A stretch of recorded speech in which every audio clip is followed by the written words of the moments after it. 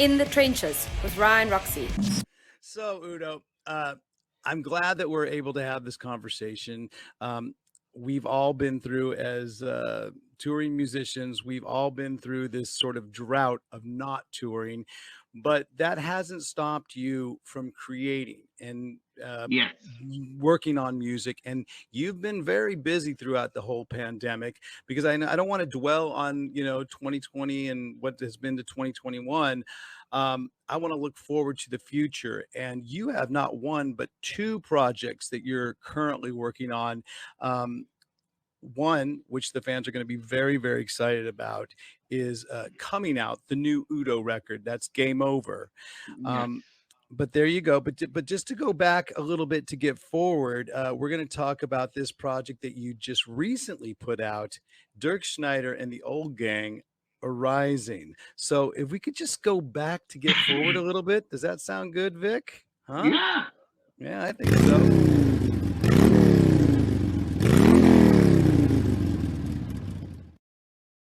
So we're not going back that far. We will go back a little bit later when we talk about it. But just to get things perspective of what you've been doing during the pandemic, tell us about Dirkschneider and the Old Gang, how it came about, and why you decided to release that 3-song EP. Yeah. So I mean, first the song.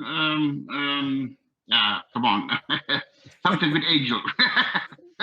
Here we go. That was the song normally a song for the We Are One album, what we did with the orchestra, But this album was completely full. And then we said, come on, this song, we put this on just on YouTube without dealing and stuff like that. And so the reaction was fantastic.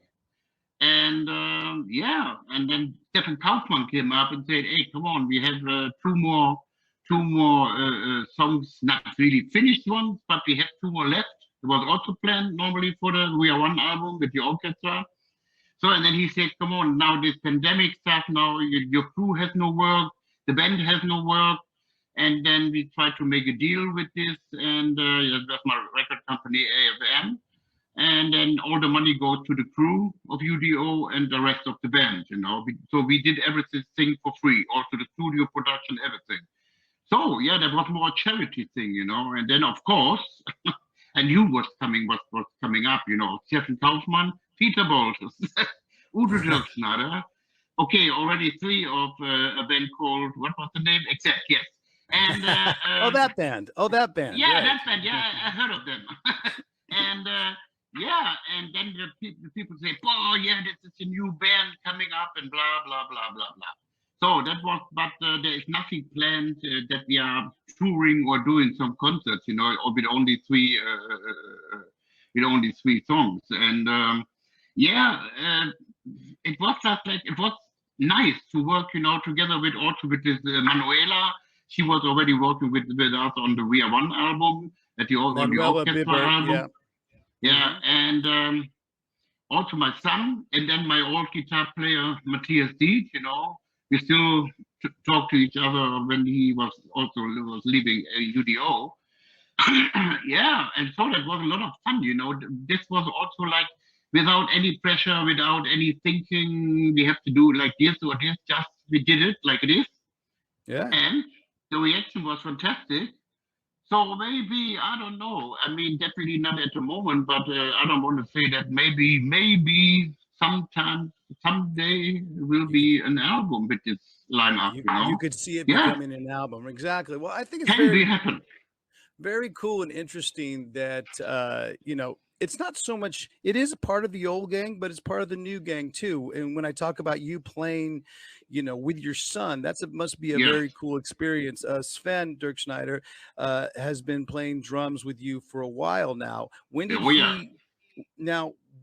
did he start getting into the drums, and did you get him into the drums, or was he just a product of his environment because he was always hanging out at the shows? He started when he was 4 years old, and believe me, he had a child drum, and it was a nightmare in the house. It was a noise unbelievable, Okay, then we said that maybe, half a year or a year, and then that's it. No. So he was continue, and then he has lessons, and then he was joining a band. They was playing some church stuff, and then he was getting his own band. So he was still really into that, you know. And then when we were looking for a new drummer, after Francesco Jovino, I was, okay, there was a lot of drummers, you know, they want to join U.D.O, of course. And then I was, for some reason, I think it was promotion stuff in Berlin, in Germany, and I want to meet Saxon. They were playing at that night, and my son was playing also the drums for Saxon, you know, but the drummer of Saxon was ill. Okay. So and then I was, and then I was talking to Biff, and I said, "Oh, I'm looking for a new drummer. Maybe you have an idea, blah blah blah." And he said, "Yeah, I have a good idea. Your son." I said, "Come on, you're joking, you know?" He said, "Definitely, he can play that stuff, you know." Yeah. So, and then I was talking to my son, asked him, "What do you think? Be the drummer in U.D.O?" And it takes 4 weeks before he said yes. I know what he did in 4 weeks. He was rehearsing all the songs, you know, to see can I play that or can I not? But and then he said, "Yeah, I do it," and I'm really happy, you know, to get him on the drums, drive him on the drums now in U.D.O. Well, you know that the history of a lot of lead singers' relationships with their drummers, because a lot of lead singers actually start out playing drums. A lot of the guys that I've had on the podcast so far, as far as frontman, they started playing drums. One that comes in particular in mind is the Steven Tyler relationship that he has with his drummer in Aerosmith, and how he caused him to have a nervous twitch. Do you find yourself being a lead singer that's very demanding of your drummer, or because it's your son, do you cut him some slack, or do you guys have a really good, positive, just sort of helpful relationship? I will say we have a really good relationship. You know, it's like it's not like father and son. It's more friendship. You know, it's really like, you know, sometimes he's coming up and said, "Oh, maybe we can do it like this, or we can change something here and there, especially with the new album." And I mean, I'm really happy. He is doing a really good job in U.D.O. Not only the drums, he's very much in production stuff and so on and on and on. You know, he's doing a lot of things. Right. So maybe he gets to be the, you know, he gets to be the one in charge and telling you to do another take, and you to get push it on this next take, Dad. I love it. So, and the thing is, you're going to see him, you know, you're going to see him again in your next band as well, because he's on the new Udo recordings, which we're talking about, the U.D.O album that you're putting out now, which you're planning for an October release. Is that what we're talking? Yes, it's coming out on the 22nd of October. And that will be the release. Was normally planned 1 month earlier, but you know, all the pandemic stuff, they have problems, you know, to do the CDs and vinyl, blah blah blah. Everything is everything with vinyls, like almost like a year waiting list, right? That's what I've been hearing around from people. Actually, all these albums are getting delayed more because of the technology of a vinyl album. Wow. Yes. Yeah. How did the recording of that go during the pandemic? Were you able to all meet up in the room, or did you guys do it more remotely? We normally if we start working on an album, we normally collect all the ideas, you know, to send me MP3 and then listen to okay. And then when we think we have enough material, normally we go into, let's say a rehearsal room where we can record, or a little studio, and then we do all the arrangements face to face.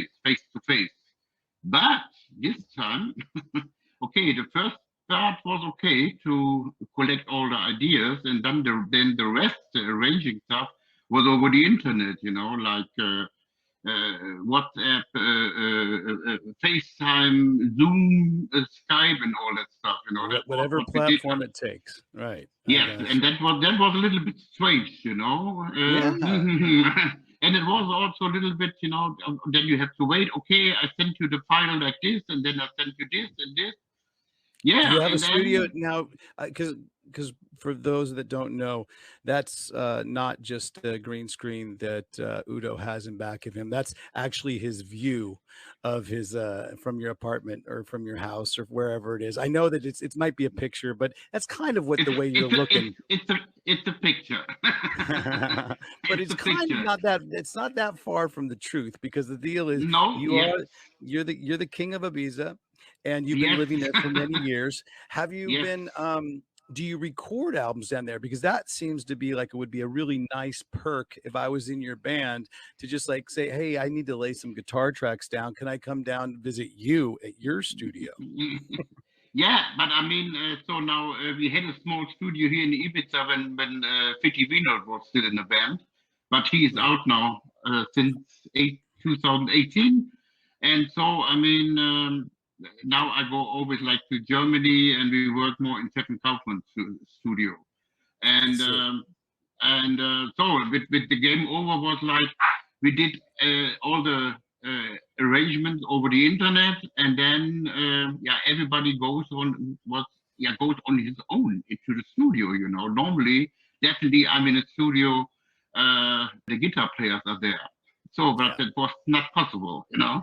So it's going to be a different experience when you guys actually, you know, plug it up and get everything rolling for this upcoming tour. When was the last time that U.D.O went on the like sort of a proper tour? What did you do it before? Did you try and do any shows in 2020, even though it was kind of sporadic? We did only one show in 2020, and that was in Bulgaria. And we did a big show there. I mean, it was, for us, it was like, wow. And then we said, okay, we want to record this show, film this show. So there's a DVD out, pandemic survival show. And that was also, I mean, it was amazing. And then also the venue, I mean, it was like, wow. I mean, a really nice place. And that was the only show in 2020, and then and then the rest of the time we are doing the whole Game Over stuff. You know, in between I did the Dirkschneider and The Old Gang thing, and the game is far from being over. I'm Ryan Roxie, and I've taken all my years of experience of playing guitar, and I want to pass the torch of rock and roll on to you. Check out the System 12 guitar method.